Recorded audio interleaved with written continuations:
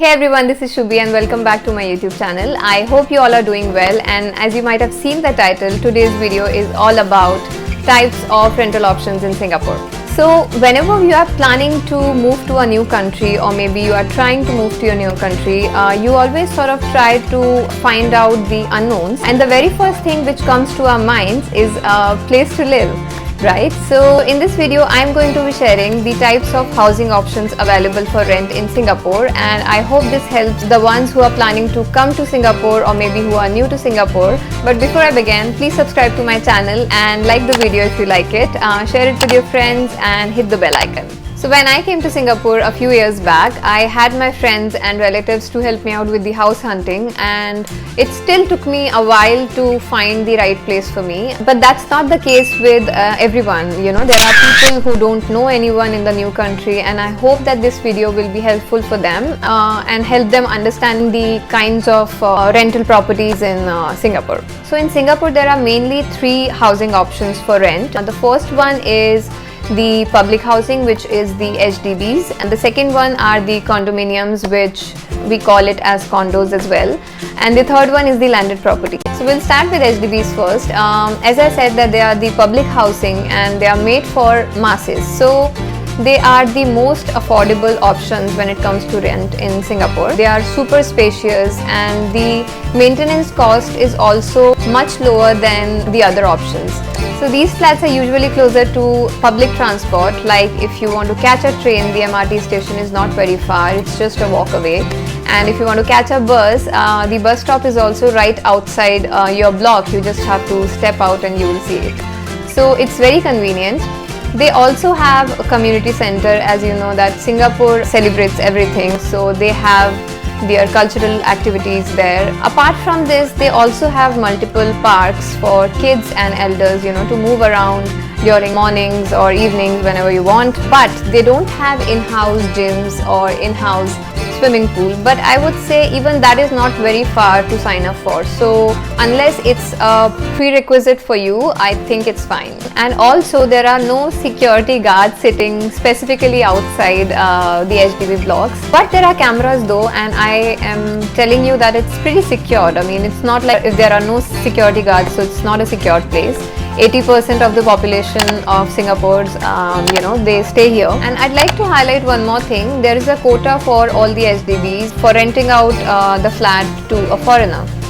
So the quota is called NC quota, which is the non-citizens quota, and this quota is set at 8% at the neighborhood level and 11% at the block level. So neighborhood is basically the nearby areas, so it's 8% for that, and at the block level, in the building in which you are staying, so that particular block, it's 11%.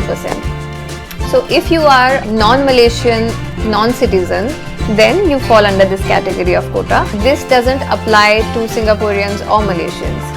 And the reason is that Malaysians share many similarities when it comes to culture and history with Singaporeans. So they are out of this quota. It lets you experience the actual authentic Singaporean lifestyle. So coming to the second housing option, they are the condos or condominiums. So they are the private housing properties and little expensive than the HDBs. Because of the facilities they provide. The infrastructure is little advanced than the HDBs, but area wise I feel that condos are relatively smaller. They are peaceful, they are quiet, they have all the recreational facilities you can expect. They have in-house swimming pool, they have in-house gym, tennis court and stuff. And another important fact about condos is that the security is pretty tight there, which means that a security guard is stationed outside the main entrance of the entire condo, making sure that everything goes fine. Apart from this, for condos, the reach of public transport is not as close as how it is in HDBs. I'm not saying that it is not at all accessible. It is easily, but I'm just comparing the distance. So yeah, I mean, it's much more easily accessible in HDBs than in condos. And the reason is that builders assume that whosoever is buying a flat in a condo apartment, they can afford to have their own vehicle. That's what most of the people say. One good thing about condos is that foreigners can buy condos, but foreigners cannot buy HDBs. The government allows foreigners to, buy condos because they are the private housings. So if you are looking for any kind of investments, by the way, condos are very expensive, but still, if you are anyways looking for an investment and looking for any property in Singapore, so condo is the way to go. And yeah, that's about it for condos. I have personally stayed both in HDBs and condos, and I feel that both of them have their own pros and cons, and it's totally up to you what are your needs and what are your preferences in terms of your lifestyle and in terms of your office or location or whatever. So I'm going to create a separate video on what factors you need to consider while renting out a space. That's going to be a separate video. But in this one, I hope that now you have clarity of what are the differences between HDB and condos. And now coming to option 3, which are the landed houses. So landed house refers to any individual house which is like standing, on the ground, not in a particular building as such. So there are multiple varieties in landed houses also, and they are very expensive to rent or to buy. So first variety is the bungalow. As you all know, they are the individual landed house, not sharing their roof or any wall with any of the neighboring house. So they are the bungalows. And the next one is the semi-detached. So semi-detached is basically like a pair of two houses sharing one common wall. So still you have the rest of the things to your own, like you'll have your private stuff, you'll have your garden, you'll have your barbecue pit, you'll have maybe a swimming pool. So it depends, like what location are you choosing and how expensive that is. So another variety of landed house is a terraced house, which refers to a landed house which are in the row of 3 or more houses joined side by side, sharing a common wall. So yeah, and the last one is the shop houses. They are like 2 to 4 story houses adjacent to each other with similar structure and design and with beautiful vibrant colors, and there is also a open corridor on the ground floor which is like a shed, and it's beautiful. So these were the housing options available for rent in Singapore. These are the main options, and all these options have master bedrooms and common rooms. So the master bedrooms are the ones which have attached washroom, and the common rooms, the washroom is separate. So these are the 2 categories, and they'll be available in all these 3 housing options. So now coming to different flat types or categories in Singapore, from studios to 5BR, you can get it all. Am I sounding like a broker? Oh, yes! But anyways, yeah, so BR stands for bedroom. Like how in India we have BHK, like 2 BHK means 2 bedroom, hall and kitchen.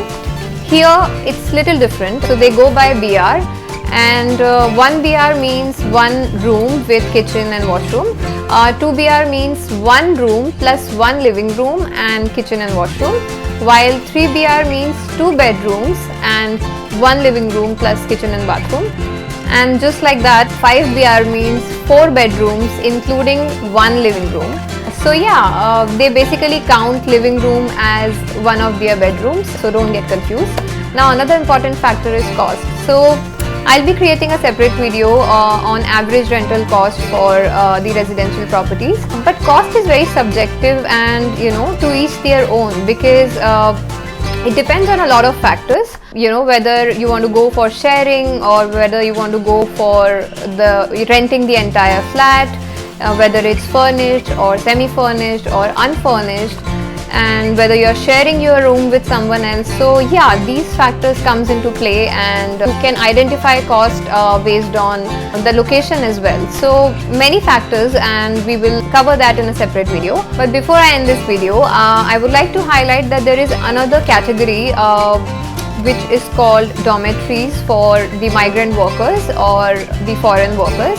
So this is for the people who are on a tight budget, and they have around 10 to 12 beds there, with some common kitchen where you can cook and eat, with sharing washrooms. So yeah, I mean, this is another kind of stay if you want to go for it, and thunder. So yeah, that's it for today. I hope you like it and thank you so much for watching. Please like, share and subscribe to my channel and hit the bell icon. And let me know in the comments below which part of the video have you enjoyed the most, and if you want me to cover any other topic in my upcoming videos, I'll be happy to do that. And I'll see you in my next video. Bye!